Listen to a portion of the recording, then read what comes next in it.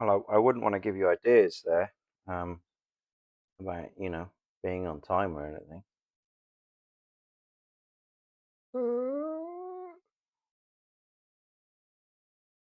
Anyway, here I am. Here we are. And good evening. Good evening, Summers, Sana, and Rumi. Um, it's all very exciting, isn't it? Oh yeah, my hair is super short. Yeah, I mean it's shorter than I was expecting, but hey ho, it's the summer cut. Evening Bolzig, indeed, Ziggy Wiggy. Hi, Scouty Cat. Micheline, bonsoir. In Central Michael time, I am always on time. You're correct. Who stole my hair? Henry.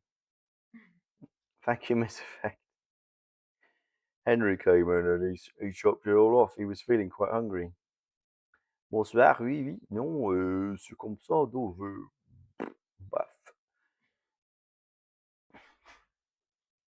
Um, yes.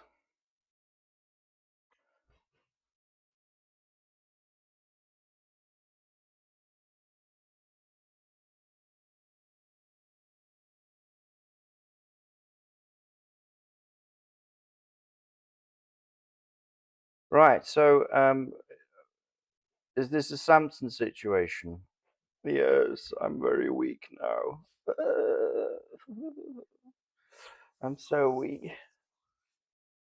Um, Actually, that was more about the illness. We have the tome, The Penguin Complete, Sherlock Holmes by Sir Arthur Conan Doyle. Um, well, I don't know about that, Magusa. That's your number one. We started earlier as well. Easy breezy cover girl. So, the first story is A Study in Scarlet. And then the sign of four. Yeah, I don't think you should be eating hair. I don't think that would be, doesn't sound like it should be good for you anyway. A classic. So, let's have a look.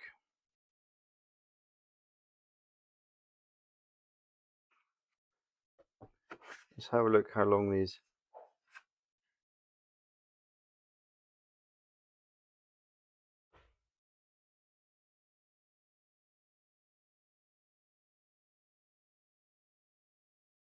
Oh, yeah, really quite a fascinating chap, Sir Arthur Conan Doyle. I did finally get my big book. Yeah, a couple of weeks ago, actually. Um, Forward. Hmm. Yes, we'll have to see. I think this study in Scarlet is going to be because what's the Scandal in Bohemia is 15 pages, and the study in Scarlet is a whole 88 pages. So we're not going to make our way all the way through that tonight, are we?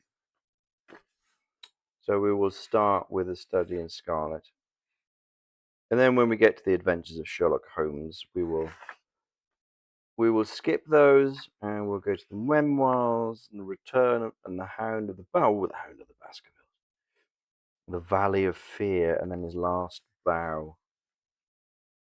Yeah,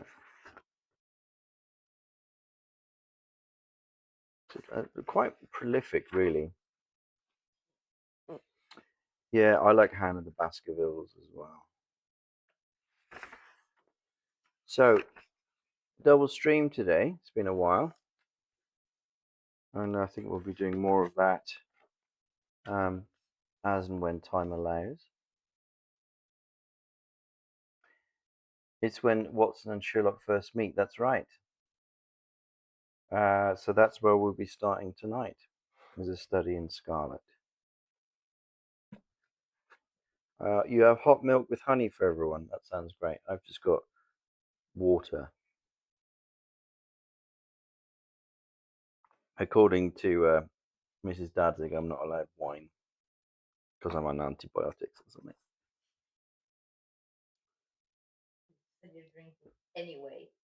I have been drinking, yeah. While I was in England, I was drinking. No, it's fine. I'm also happy not to have an alcoholic beverage.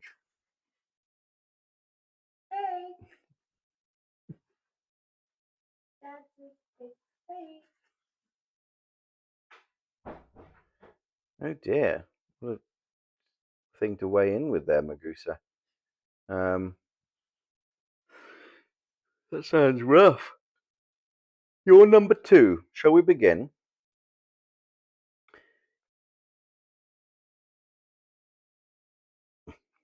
There's a very interesting drama about this called Swallow. Are you sure?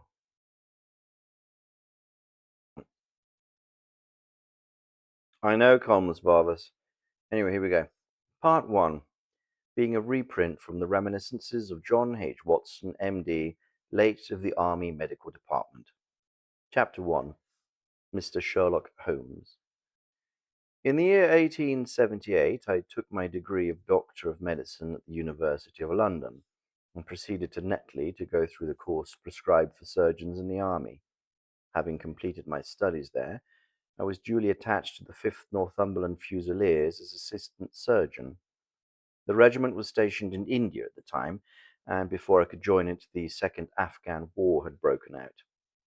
On landing at Bombay, I learned that my corps had advanced through the passes and was already deep in the enemy's territory.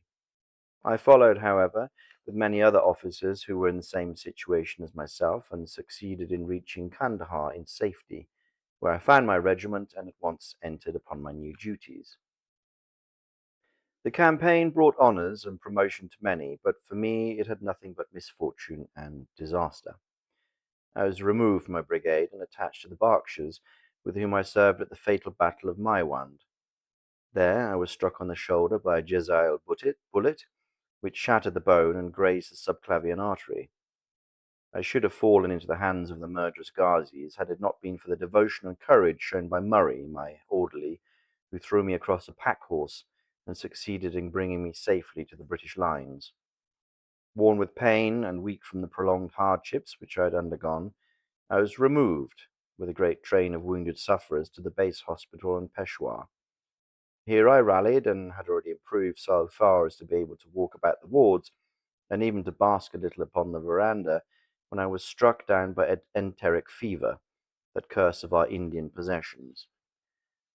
For months my life was despaired of, and when at last I came to myself and became convalescent, I was so weak and emaciated that a medical board determined that not a day should be lost in sending me back to England. I was dispatched accordingly in the troop ship Orontes and landed a month later on Portsmouth jetty, with my health irretrievably ruined, but with permission from a paternal government to spend the next 9 months in attempting to improve it. I had neither kith nor kin in England, and was therefore as free as air, or as free as an income of 11 shillings and sixpence a day will permit a man to be. Under such circumstances, I naturally gravitated to London, that great cesspool into which all loungers and idlers of the empire are irresistibly drained.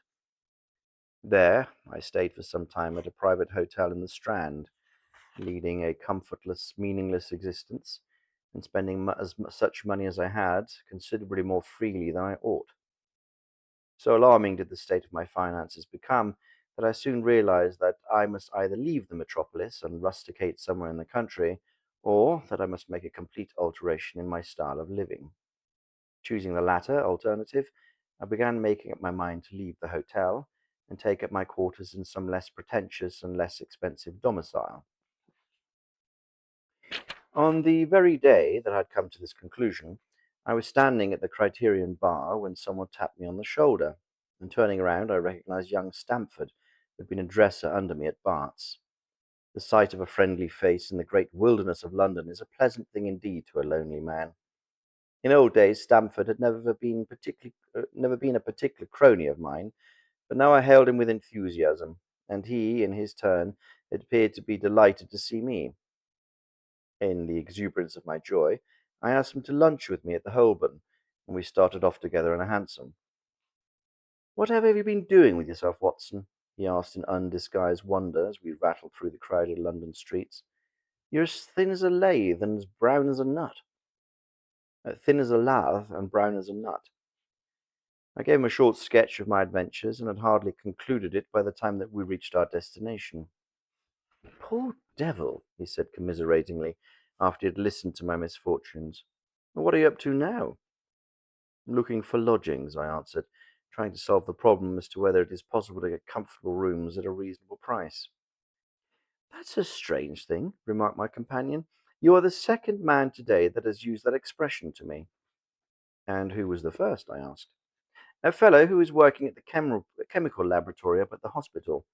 He is bemoaning himself this morning because he could not get someone to go halves with him in some nice rooms in which he had found, and which were too much for his purse."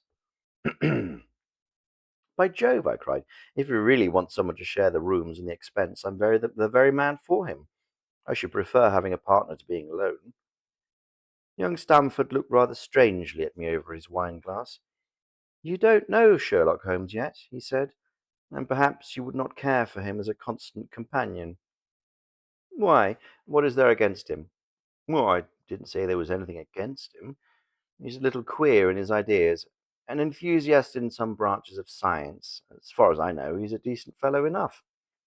"A medical student, I suppose?" said I. "No, I have no idea what he intends to go in for. I believe he's well up in anatomy, and he's a first-class chemist, but as far as I know, he has never taken out any systematic medical classes. His studies are very desultory and eccentric, but he's amassed a lot of out-of-the-way knowledge which would astonish his professors." "Did you ever ask him what he was going in for?" I asked. "No, he's not a man that is easy to draw out, though he can be communicative enough when the fancy seizes him." "I should like to meet him," I said. "If I'm to lodge with anyone, I should prefer a man of studious and quiet habits. I'm not strong enough yet to stand much noise or excitement. I had enough of both in Afghanistan to last me for the remainder of my natural existence. How could I meet this friend of yours?" "Oh, he's sure to be at the laboratory," returned my companion. "He either avoids the place for weeks, or else he works there from morning till night. If you like, we will drive together after luncheon." "Certainly," I answered, and the conversation drifted away into other channels. As we made our way to the hospital after leaving the Holborn, Stamford gave me a few more particulars about the gentleman whom I had proposed to take as a fellow lodger. "You mustn't blame me if you don't get on with him," he said. "I know nothing more of him than I have learned from meeting him occasionally in the laboratory. You proposed this arrangement, so you must not hold me responsible." "Well, if we don't get on, it will be easy to part company," I answered. "Seems to me, Stamford," I added, looking hard at my companion, "that you have some reason for washing your hands of the matter. Is this fellow's temper so formidable, or what is it? Don't be mealy-mouthed about it." "It's not easy to express the inexpressible," he answered with a laugh. "Holmes is a little too scientific for my tastes. It approaches to cold-bloodedness. I could imagine his giving a friend a little pinch of the latest vegetable alkaloid, not out of malevolence, you understand, but simply out of a spirit of inquiry in order to have an accurate idea of the effects. To do him justice, I think that he would take it with himself with the same readiness. He appears to have a passion for definite and exact knowledge. Well, very right, too. Yes, but it may be pushed to excess. When it comes to beating the subjects in the dissecting rooms with sticks, it is certainly taking rather a bizarre shape." "Beating the subjects?" "Oh, yes, to verify how far bruises may be produced after death. I saw him at it with my own eyes." "And yet you say he is not a medical student?" "No. Heaven knows what the objects of his studies are. Here we are. You must form your own impression about him." As we spoke, we turned down a narrow lane and passed through a small side door which opened into a wing of the great hospital.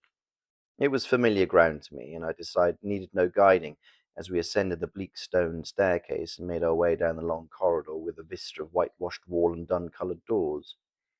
Near the farther end, a low arched passage branched away from it and led to the chemical laboratory. This was a lofty chamber, lined and littered with countless bottles. Broad, low tables were scattered about, which bristled with retorts, test tubes, and little Bunsen lamps with their blue flickering flames. There was only one student in the room, who was bending over a distant table, absorbed in his work. At the sound of our steps, he glanced round and sprang to his feet with a cry of pleasure. "I've found it! I've found it!" he shouted at my companion, running towards us with a test tube in his hand. "I've found a reagent which is precipitated by hemoglobin and by nothing else." Had he discovered a gold mine, greater delight could not have shown upon his features. "Dr. Watson, Mr. Sherlock Holmes," said Stamford, introducing us. "How are you?" he said cordially, gripping my hand with a strength for which I should hardly have given him credit. "You've been in Afghanistan, I perceive." "Well, how on earth did you know that?" I asked in astonishment. "Never mind," he said, chuckling to himself. "The question now is about hemoglobin. No doubt you see the significance of this discovery of mine." "It is interesting, chemically, no doubt," I answered, "but practically—" "Why, man, it is the most practical medico legal discovery for years. Don't you see that it gives us an infallible test for bloodstains? Come over here, now." He seized me by the coat sleeve in his eagerness and drew me over to the table at which he had been working. "Let us have some fresh blood," he said, digging a long bodkin into his finger and drawing off the resulting drop of blood in a chemical pipette. "Now, I add this small quantity of blood to a litre of water. You perceive that the resulting mixture has the appearance of pure water. The proportion of blood cannot be seen, more than 1 in 1,000,000. I have no doubt, however, that we shall be able to obtain the characteristic reaction." As he spoke, he threw into the vessel a few white crystals and then added some drops of a transparent fluid. In an instant, the contents assumed a dull mahogany color, and a brownish dust was precipitated to the bottom of the glass jar. "Ha ha ha!" he cried, clapping his hands and looking as delighted as a child with a new toy. "What do you think of that?" "It seems to be a very delicate test," I remarked. "Beautiful, beautiful. The old Guicum test was very clumsy and uncertain. So is the microscopic examination for blood corpuscles. The latter is valueless if the stains are a few hours old. Now this appears to act as well whether the blood is old or new. Had this test been invented, there are hundreds of men now walking on earth who would long ago pay the penalty for their crimes." "Indeed," I murmured. "Criminal cases are continually hinging upon that one point. A man is suspected of a crime months, perhaps, after it has been committed. His linen or clothes are examined, and brownish stains discovered upon them. Are they blood stains, or mud stains, or rust stains, or fruit stains, or what are they? That is a question which has puzzled many an expert. And why? Because there's no reliable test. Now we have the Sherlock Holmes test, and there will no longer be any difficulty." His eyes fairly glittered as he spoke, and he put his hand over his heart and bowed as if to some applauding crowd conjured up by his imagination. "No, you are to be congratulated," I remarked, considerably surprised at his enthusiasm. "There was a case of one Bishop at Frankfurt this last year. He would certainly have been hung had this test been in existence. Then there was Mason of Bradford, and there's goodness me."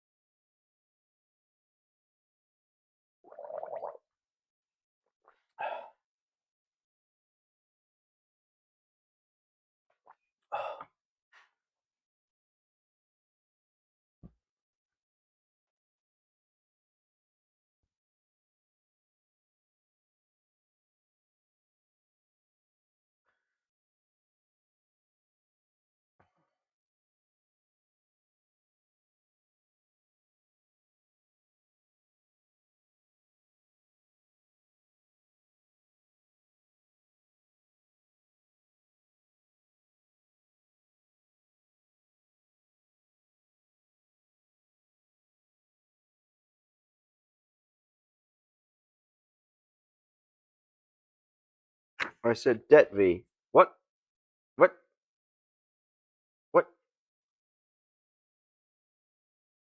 "Better."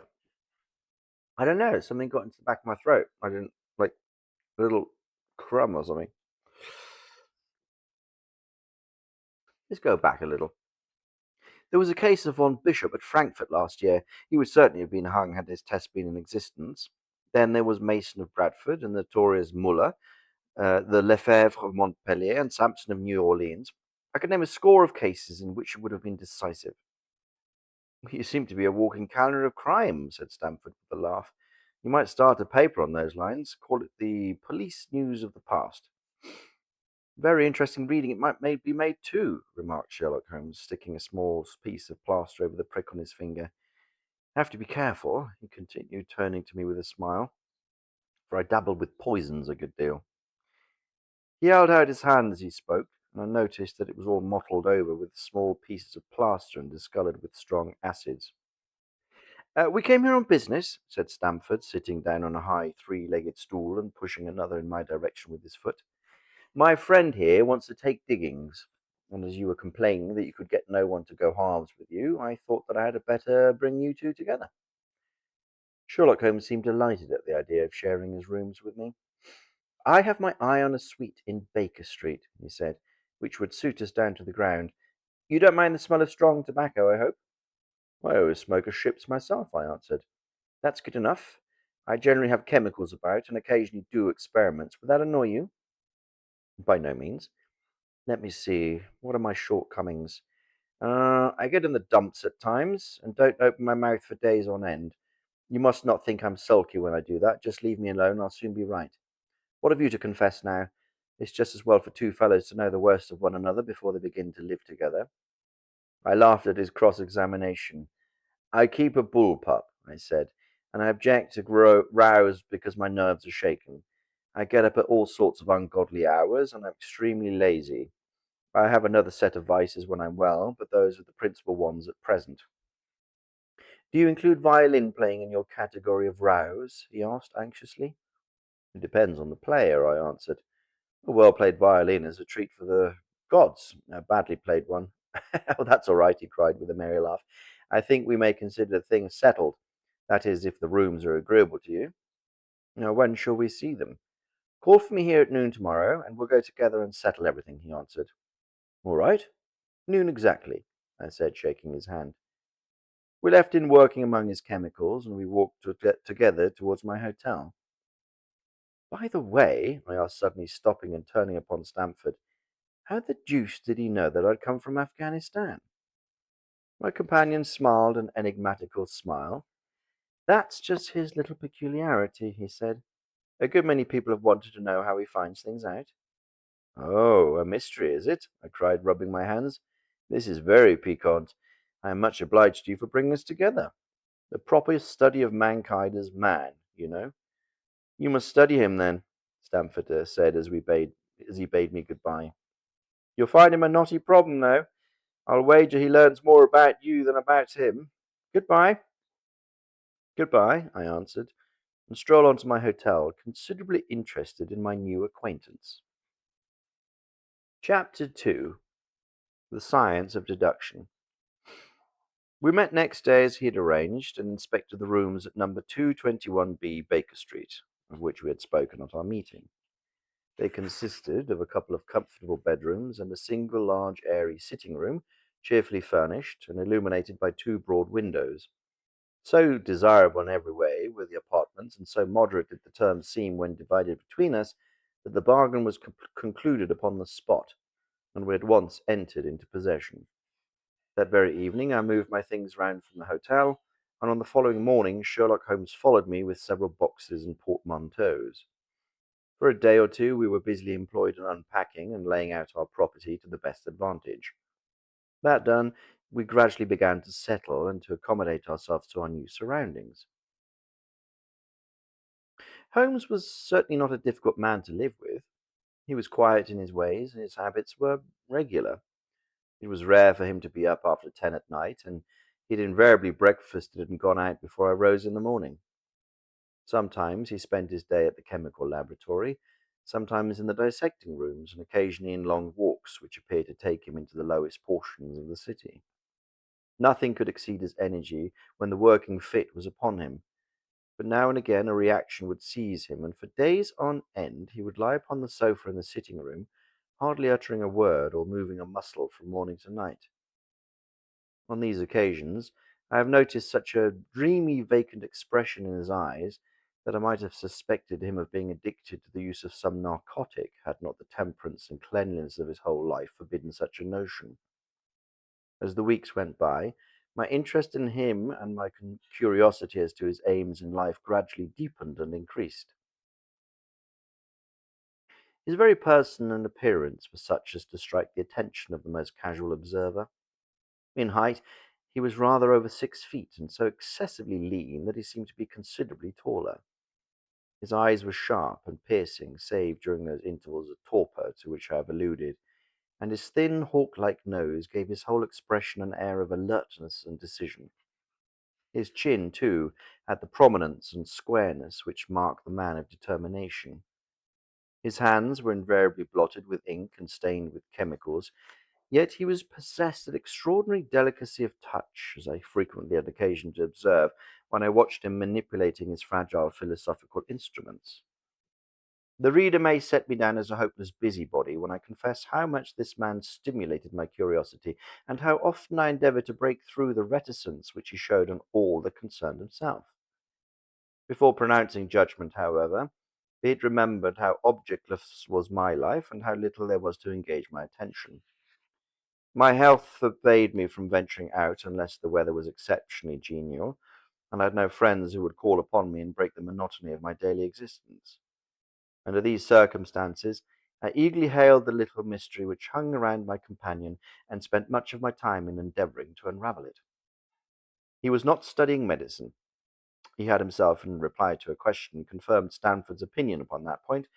Neither did he appear to have pursued any course of reading which might fit him for a degree in science, or any other recognized portal which would give him an entrance into the learned world. Yet his zeal for certain studies was remarkable, and within eccentric limits his knowledge was so extraordinarily ample and minute that his observations have fairly astounded me. Surely no man would work so hard or attain such precise information unless he had some definite end in view. Desultory readers are seldom remarkable for the exactness of their learning. No man burdens his mind with small matters unless he has some very good reason for doing so. His ignorance was as remarkable as his knowledge. Of contemporary literature, philosophy, and politics he appeared to know next to nothing. Upon my quoting Thomas Carlyle, he inquired in the naivest way who he might be and what he had done. My surprise reached a climax, however, when I found incidentally that he was ignorant of the Copernican theory and of the composition of the solar system.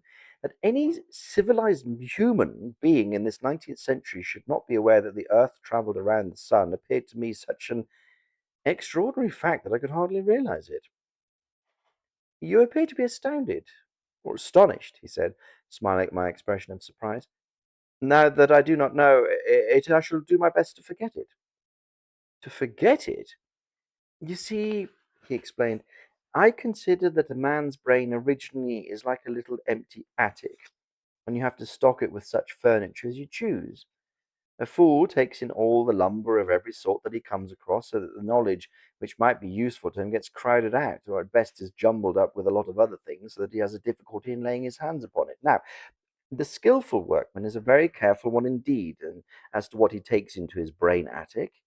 He will have nothing but the tools which may help him in doing his work, but of these he has a large assortment, and all in the best perfect order. It is a mistake to think that that little room has elastic walls and could extend to any extent. Depend upon it, there comes a time when every addition of knowledge you forget something that you knew before. It is of the highest importance, therefore, not to have useless facts elbowing out the useful ones. But the solar system, I protested. What the deuce is it to me? He interrupted impatiently. You say that we go around the sun. Well, if we went around the moon, it would not make a pennyworth of difference to me or to my work. I was on the point of asking him what that work might be, but something in his manner showed me that the question would have been an unwelcome one. I pondered over our short conversation, however, and endeavored to draw my deductions from it. He said he would acquire no knowledge which which did not bear upon his object. Therefore, all the knowledge which he possessed was as such as would be useful to him. I enumerated in my own mind all the various points upon which he had shown me that he was exceptionally well informed. I even took a pencil and jotted them down. I could not help smiling at the document when I had completed it. It ran in this way: Sherlock Holmes, his limits. Number one, knowledge of literature, nil. Number two, knowledge of philosophy, nil. Number three, knowledge of astronomy, nil. Number four, knowledge of politics, feeble. Number five, knowledge of botany, variable. Well up in belladonna, opium, and poisons generally, knows nothing of practical gardening. Number six, knowledge of geology, practical but limited. Tells at a glance different soils from each other. After walks has shown me splashes upon his trousers and told me of, by their colour and consistence in what part of London he had received them. Number seven, knowledge of chemistry, profound. Number eight, knowledge of anatomy, accurate but unsystematic. Number nine, knowledge of sensational literature, immense.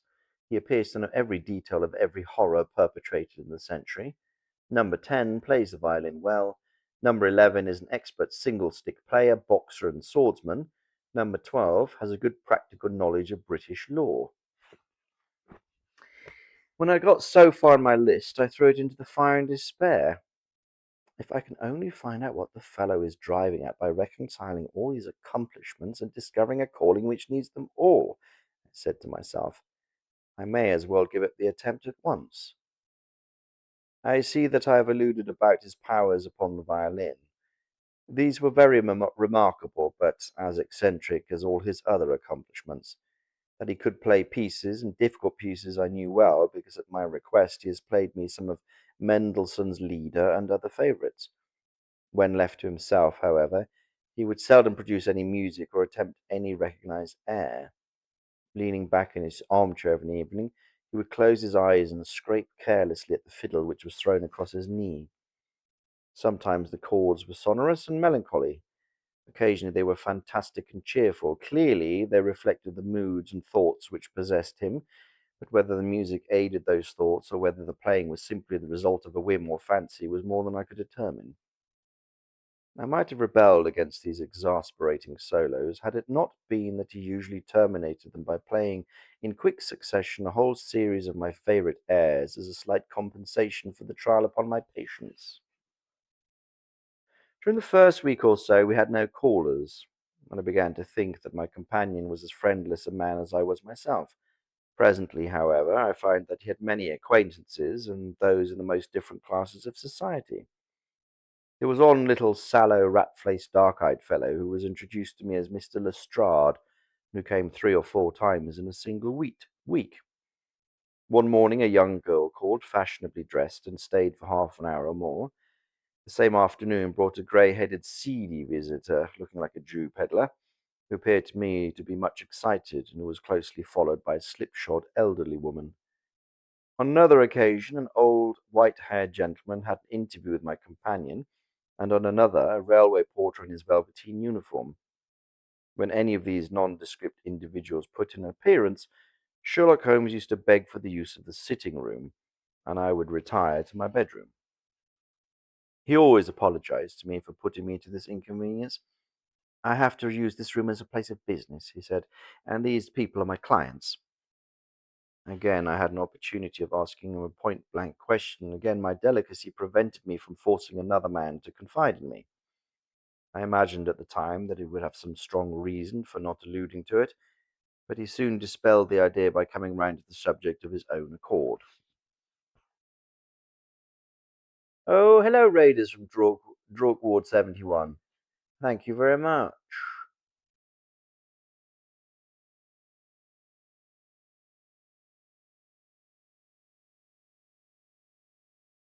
Oh, that's Mark. It's Mark. Drake Ward 71. Um, Thank you, Mark. We shall continue. Tram raid. Just Mark. Well, we got a little bit of I was playing what was I playing earlier? the, with the bricks. He streams brick game. What's it called? He did it all by himself. Yeah, what's it called? No, not Sims. Minecraft.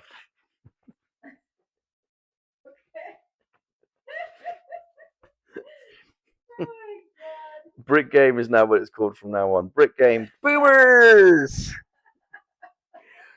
Yeah, my kids into this brick game, the online one, not the Legos, just the brick game. I love brick game.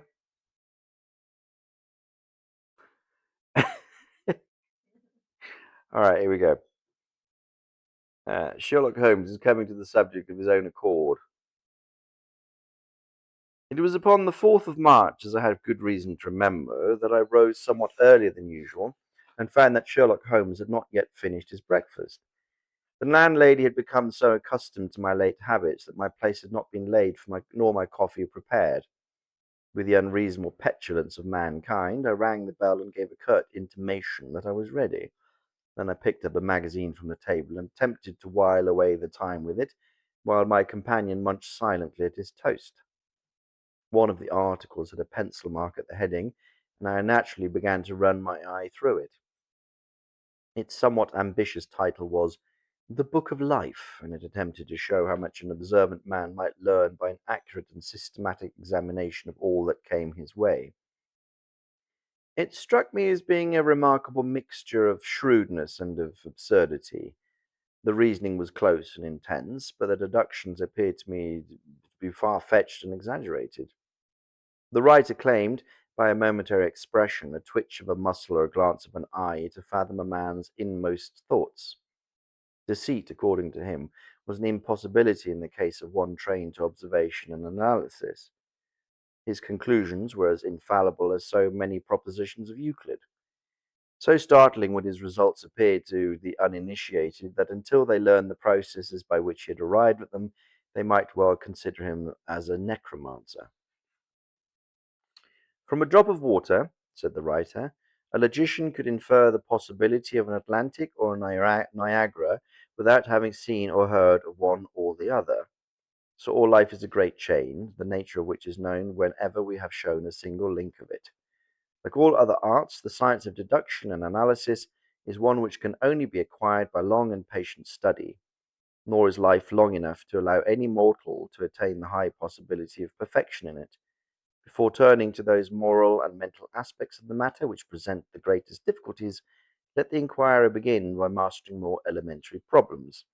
Let him, on meeting a fellow mortal, learn at a glance to distinguish the history of the man and the trade or profession to which he belongs. Puerile as such an exercise may seem, it sharpens the faculties of observation and teaches one where to look and what to look for. By a man's fingernails, by his coat sleeve, by his boots, by his trouser knees, and by the callosities of his forefinger and thumb, by his expression, by his shirt cuffs, by each of these things a man's calling is plainly revealed. That all united should fail to enlighten the competent inquirer in any case is almost inconceivable. What ineffable twaddle! I cried, slapping the magazine down on the table. I never read such rubbish in my life. What is it? Asked Sherlock Holmes. Why, this article, I said, pointing at it with my egg spoon as I sat down to my breakfast. I see that you have read it since you have marked it. I don't deny that it is smartly written. It irritates me, though. It is evidently the theory of some armchair lounger who evolves all these neat little paradoxes in the seclusion of his own study. It is not practical. I should like to see him clapped down in a third-class carriage on the Underground and asked to give the trades of all his fellow travellers. I would lay 1,000 to 1 against him. You would lose your money, Holmes remarked calmly. As for the article, I wrote it myself. You? Yes. I have a turn for both observation and for deduction. The theories which I have expressed there, and which appear to you to be so chimerical, are really entirely practical. So practical that I depend upon them for my bread and cheese. And how? I asked involuntarily. Well, I have a trade of my own. I suppose I'm the only one in the world. I'm a consulting detective, if you can understand what that is. Here in London, we have a lot of government detectives and lots of private ones. When these fellows are at fault, they come to me, and I manage to put them on the right scent. They lay all the evidence before me, and I'm generally able, by the help of my knowledge of the history of crime, to set them straight. There's a strong family resemblance about misdeeds, and if you have all the details of 1,000 at your finger ends, it is odd if you can't unravel 1,001st. Lestrade is a well known detective. He got himself into a fog recently over a forgery case, and that was what brought him here. And those other people? No, they are mostly sent on by private inquiry agencies. They're all people who are in trouble about something and want a little enlightening. I listen into their story, they listen to my comments, and then I pocket my fee. But do you mean to say, I said, that without leaving your room you can unravel some knot which other men can make nothing of, although they have seen every detail for themselves? Not quite so. I have a kind of intuition that way. And now and again a case turns up which is a little more complex, and then I have to bustle about and see things with my own eyes. You see, I have a lot of special knowledge which I apply to the problem and which facilitates matters wonderfully. Those rules of deduction laid down in that article, and which aroused your scorn, are invaluable to me in practical work. Observation with me is second nature. You appeared to be surprised when I told you on our first meeting that you had come from Afghanistan. You were told, no doubt, nothing of the sort.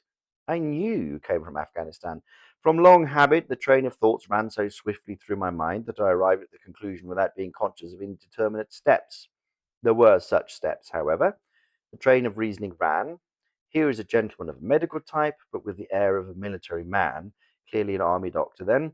He's just come from the tropics, for his face is dark, and that is not the natural tint of his skin, for his wrists are fair.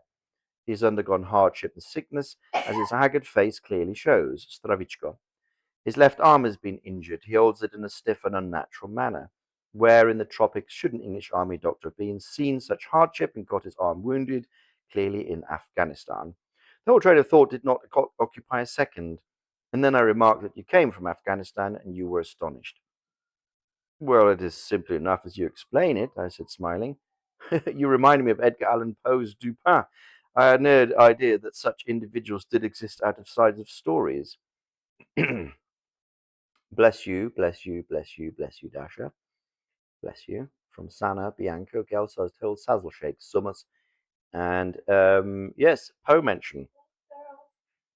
It was mentioned while we were reading Poe that, in fact, Conan Doyle was inspired somewhat by Dupin.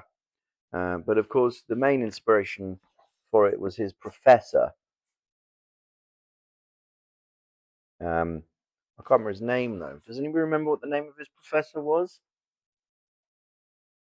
He could apparently do all of that. Patients would come in and he'd look at them and go, "Yeah, you've got X, Y, and Z wrong with you," and they're like, "You haven't even done anything." So, yeah, well, mm, yeah, when he was at medical school, look it up. It's really cool. I had no idea such individuals did exist outside of stories. Sherlock Holmes rose and lit his pipe. No doubt you think that you are complimenting me in comparing me to Dupin, he observed. Now, in my opinion, Dupin was a very inferior fellow. That trick of his of breaking in on his friend's thoughts with an apropos remark after a quarter of an hour's silence is really very showy and superficial. He had some analytical genius, no doubt, but he was by no means such a phenomenon as Poe appeared to imagine. Have you read Gaboriau's works? I asked. Does Lecoq come up to your idea of a detective? Sherlock Holmes sniffed sardonically. Lecoq was a miserable bungler, he said in an angry voice. He'd only one thing to recommend him, and that was his energy. That book made me positively ill. The question was how to identify an unknown prisoner. I could have done it in 24 hours. Lecoq took 6 months or so. It might be made a textbook for detectives to teach them what to avoid. I felt rather indignant at having two characters whom I had admired treated in this cavalier style. I walked over to the window and stood looking out into the busy street. This fellow may be very clever, I said to myself, but he is certainly very conceited. There are no crimes and no criminals in these days, he said querulously. What is the use of having brains in our profession? I know well that I have it in me to make my name famous. No man lives or has ever lived who has brought the same amount of study and of natural talent to the detection of crime which I have done. And what is the result? There is no crime to detect, or at most some bungling villainy with a motive so transparent that even a Scotland Yard official can see through it. I was still annoyed at his bumptious style of conversation. I thought it best to change the topic. I wonder what that fellow is looking for, I asked, pointing to a stalwart, plainly dressed individual who was walking slowly down the other side of the street, looking anxiously at the numbers. He had a large blue envelope in his hand and was evidently the bearer of a message. You mean the retired sergeant of Marines? Said Sherlock Holmes. Brag and bounce, I thought to myself. He knows that I cannot verify this guess. The thought had hardly passed through my mind when the man whom we were watching caught sight of the number on our door and ran rapidly across the road.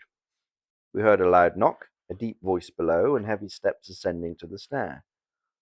For Sherlock Holmes, he said, stepping into the room and handing my friend the letter. Here was an opportunity to take the conceit out of him.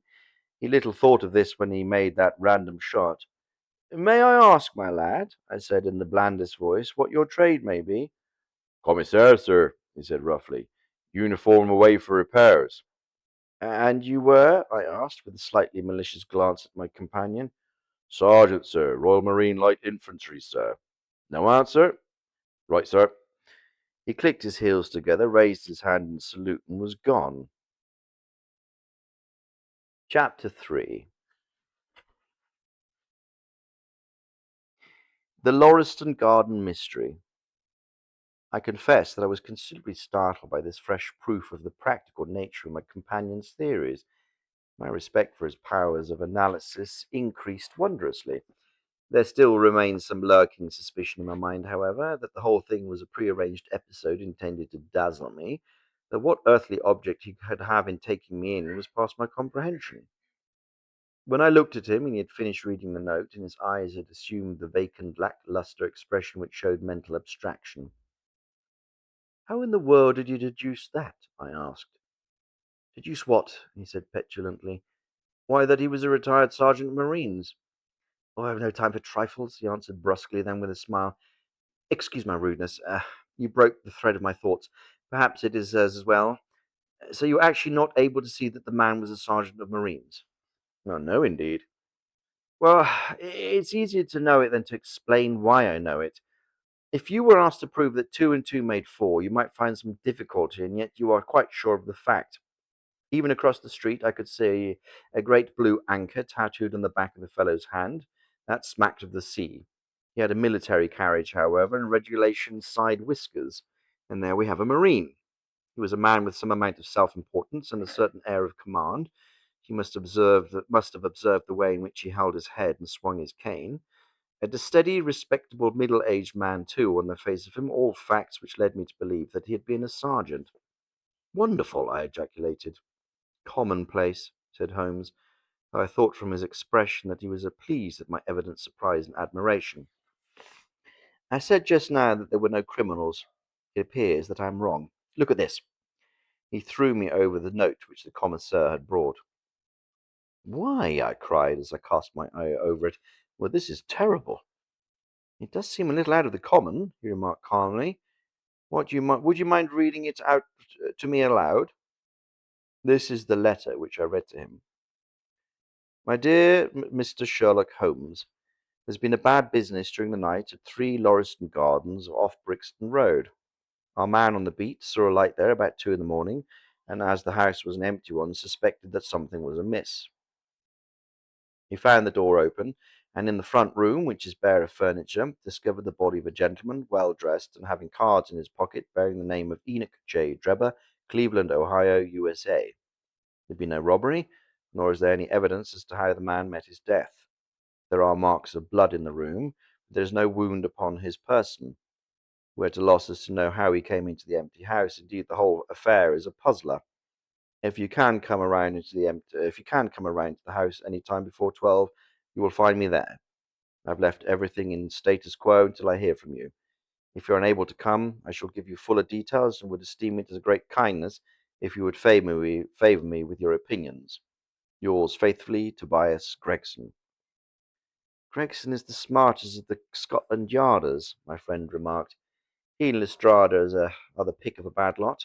They're both quick and energetic, but conventional, shockingly so.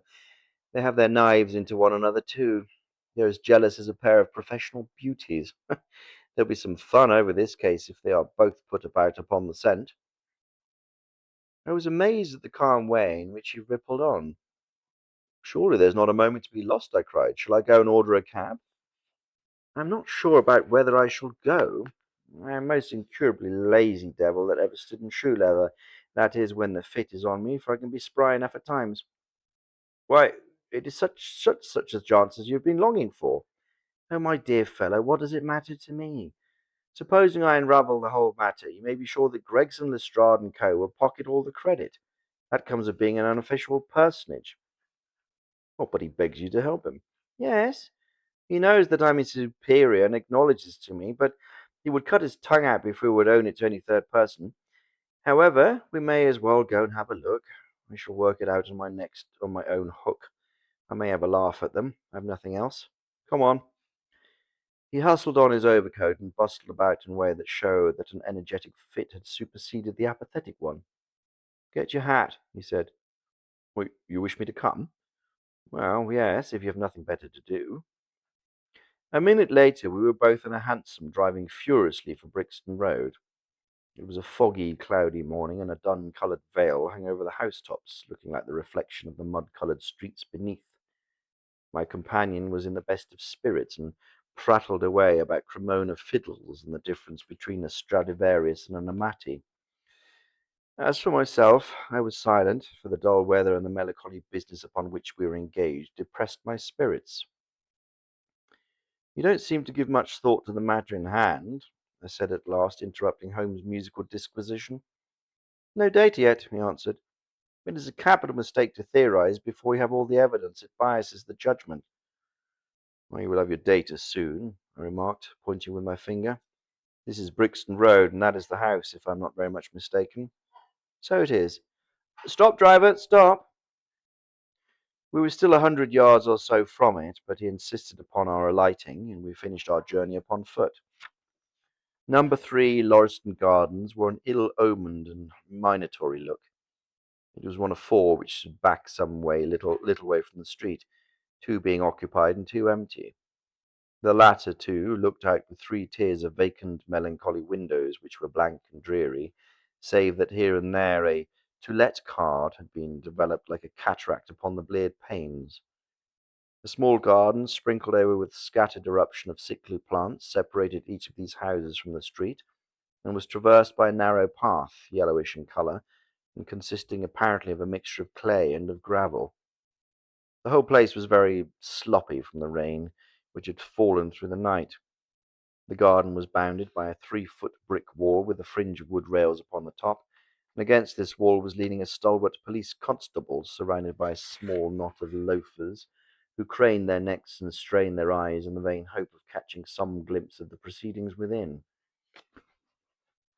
I'd imagined that Sherlock Holmes would at once have hurried into the house and plunged into a study of the mystery. Nothing appeared to be further from his intention. With an air of nonchalance, which under the circumstances seemed to me to border upon affectation, he lounged up and down the pavement and gazed vacantly at the ground, the sky, the opposite houses, and the line of railings.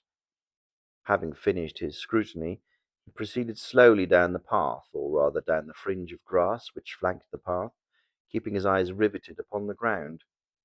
Twice he stopped, and once I saw him smile and heard him utter an exclamation of satisfaction. There were many marks of footsteps upon the wet clayed soil, but since the police had been coming and going over it, I was unable to see how my companion could hope to learn anything from it.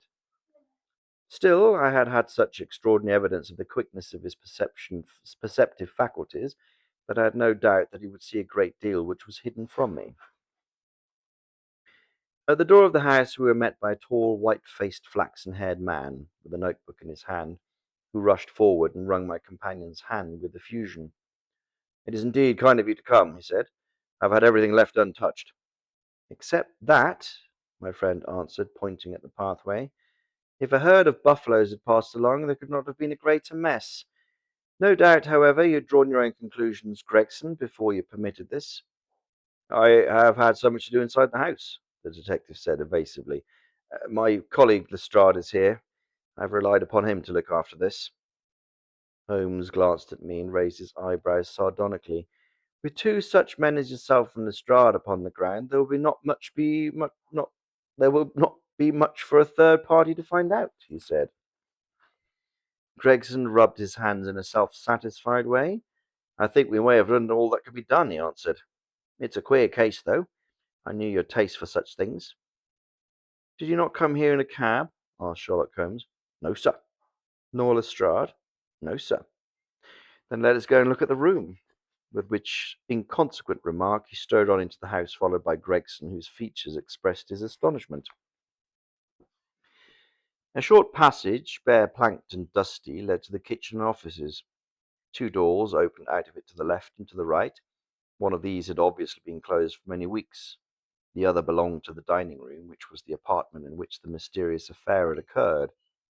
Holmes walked in, and I followed him with such a subdued feeling at my heart which the presence of death inspires. It was a large square room, looking all the larger from the absence of all the furniture. A vulgar flaring paper adorned the walls, and it was blotched in places with mildew, and here and there great strips had been detached and hung down, exposing the yellow plaster beneath.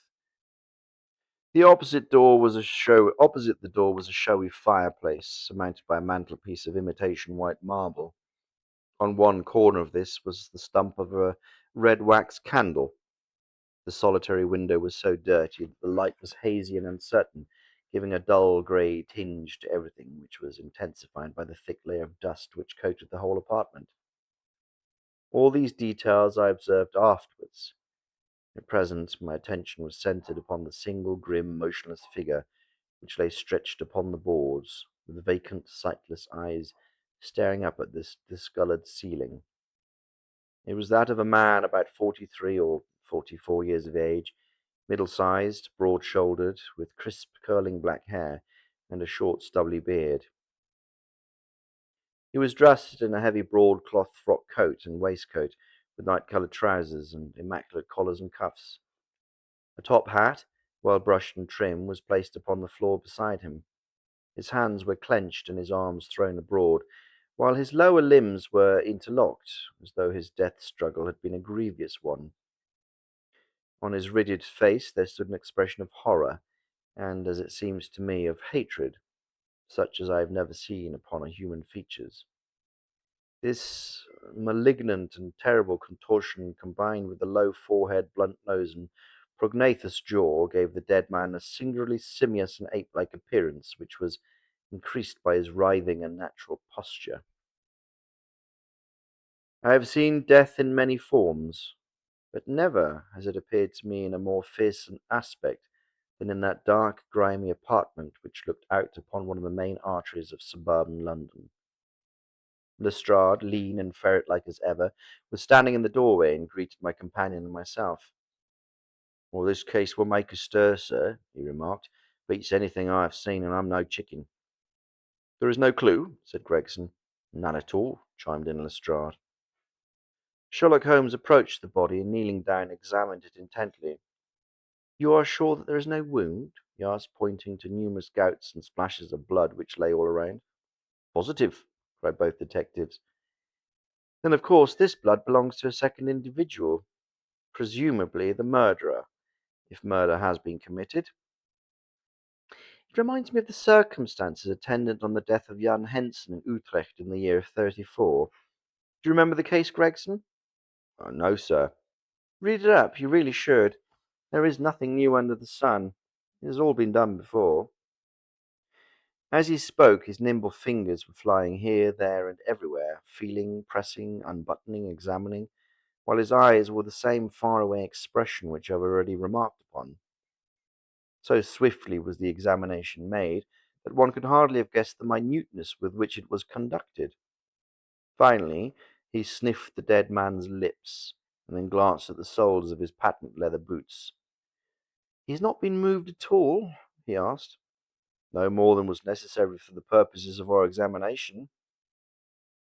You can take him to the mortuary now, he said.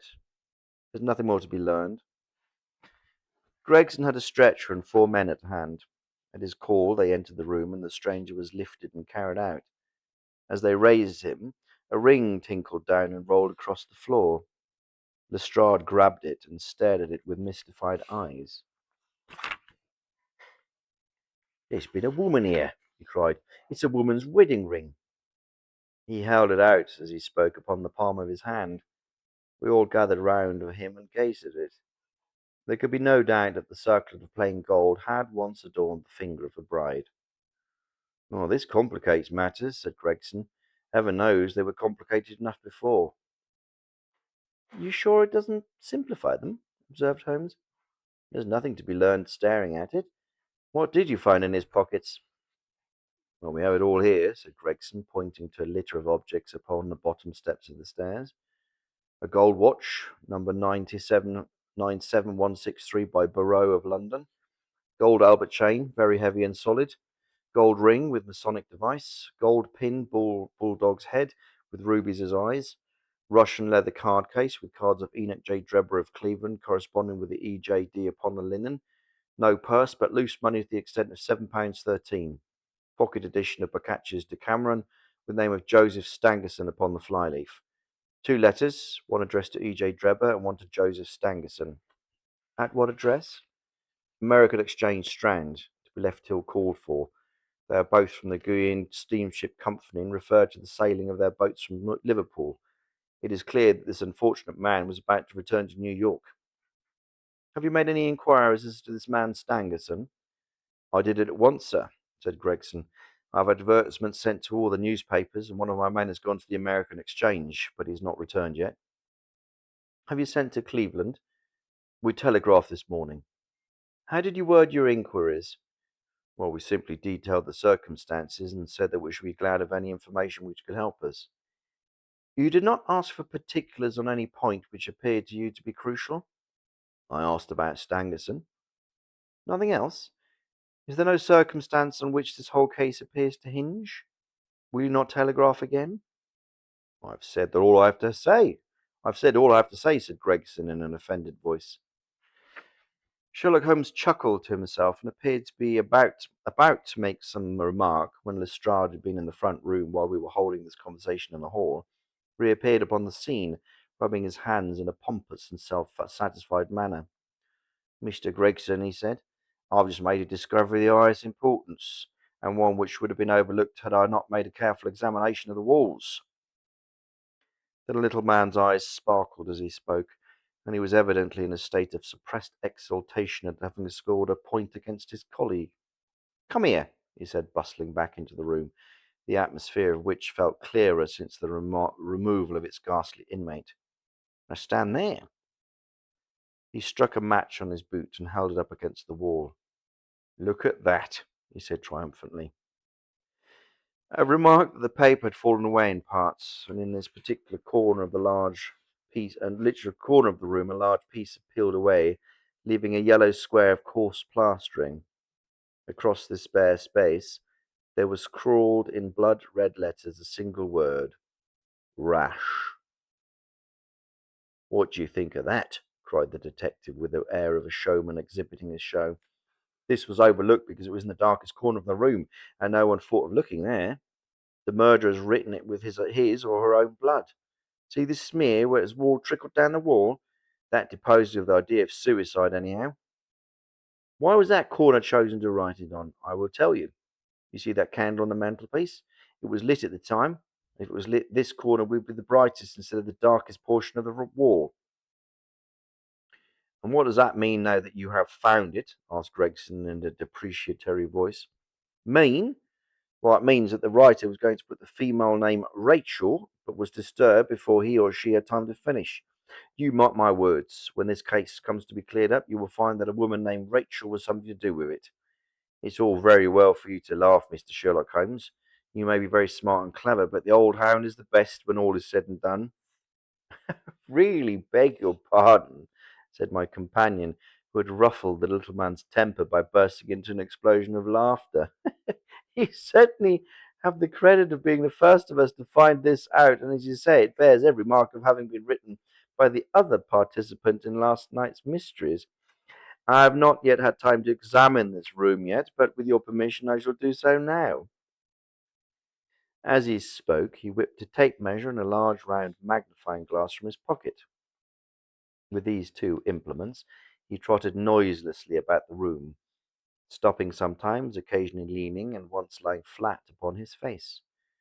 So engrossed was he with his occupation,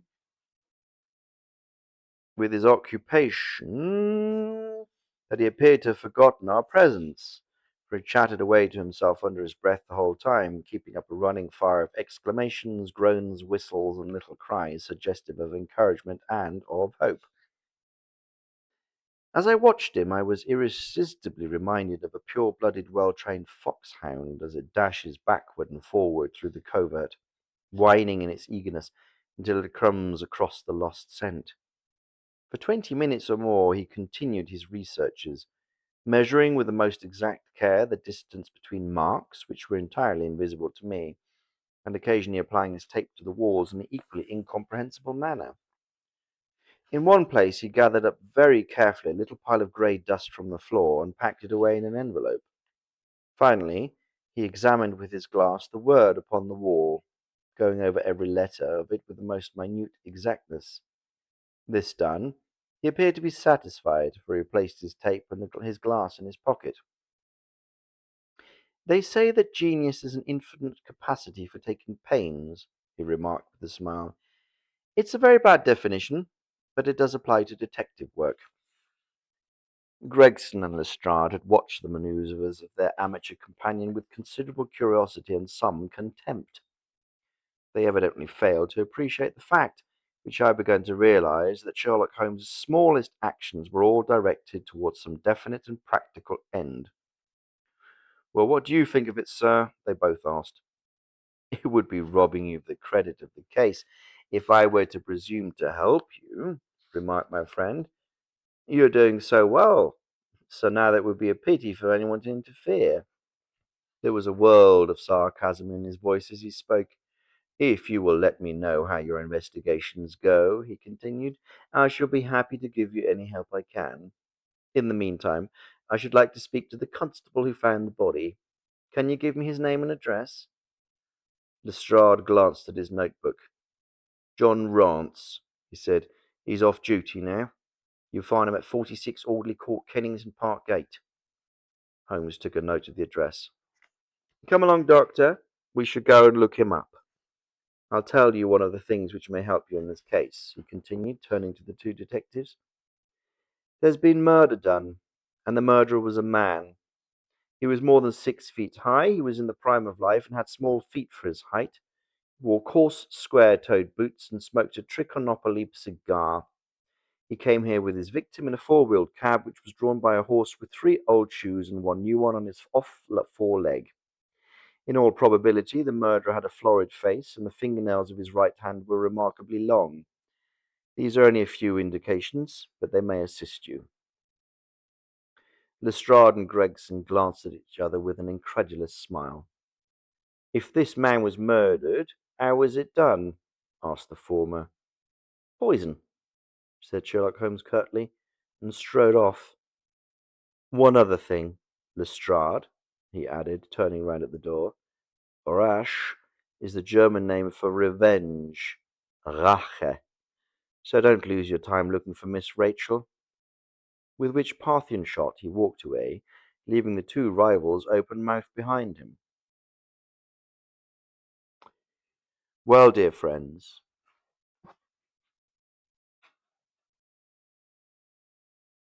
um, I'd intended to make this evening a little shorter, just because of my general energy levels, and this next chapter is a whole 8 pages long.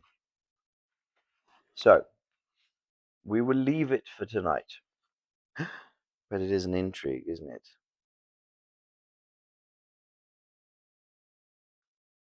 Are we talking peak radish? Oh, is there now? Is there indeed? Um, Thanks, Gale-sized hole. Radish is always peak, indeed it is. Um, where are we at? Well, Mass Effect, thank you. Scatty Cat, wanted for coming in again. Ziggy Wiggy, awesome. Thank you, Student of Life 99. We've got the raid from Mark. Thank you, Hangover. And we've got the Bling Blings. Thank you so much. We'll read next Wednesday, and I should have a little bit more energy, and we might start earlier again because I can. But we'll go for a 2-hour read. Yay, more Sherlock. I will rest well. I certainly intend to, although from Friday morning it's going to be a little bit hectic. And you don't want Sherlock to end. Well, everything comes to an end, Sazzle Shakes. Thanks, Bito Flair. First time chat. Thanks for joining the chat. Tesco Value Phantom. um, well, thank you, Rayumi, for moderating the filth. So anyway, next Wednesday we'll be back on the Sherlock Holmes, and we do have plenty to get through. So don't worry, Sazzle. It's not gonna run out for a while. Yeah, so I'm going to be busy the weekend and during the day next week. So I don't know. I won't forget Santa. I'm just very busy. So those things are slipping by the wayside for now. But next week in the evenings I will have more time. Excuse me. To caretake. Just tell Sir Arthur Conan Doyle to write more. That's what his mum said, actually.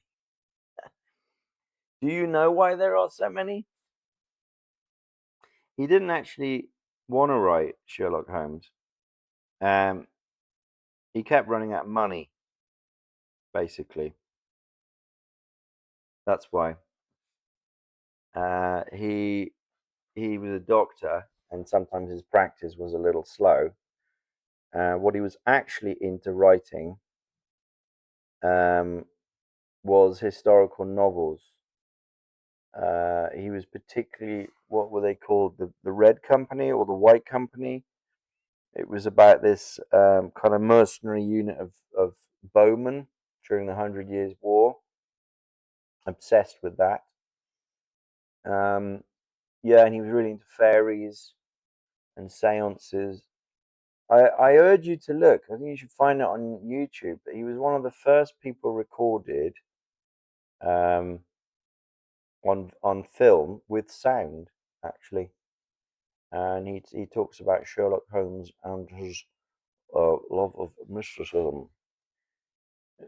Two great loves of my life, or not loves, but the two things that I'm most passionate about in this life, which is Sherlock Holmes and mysticism. Yeah, beautiful accent. All right, Chatteroo. Is who's out there? Can we raid Logan again? Is he still streaming or is he done? Do we have who of our gang can we raid? No, he's done. Okay, Dunny's raiding. Okay, let's do Dunny. Can you remind me what his handle is? Is it Sir Dunny? But slash red. Come on, this left click is red. Sir Dunny. All right. We are gonna raid Dunny, yeah? I know he keeps getting merch. That's all right. We like that. He deserves it. All right, we're gonna raid him now, gang. Thank you, Lustful Octopus and Barbarian Hamster and Bublina. Got the bling blings. The bling blings. The bumpity bom bom ding ding. Here we go. The raid is gonna start. Um, in seven, six, five, four, three, two, one.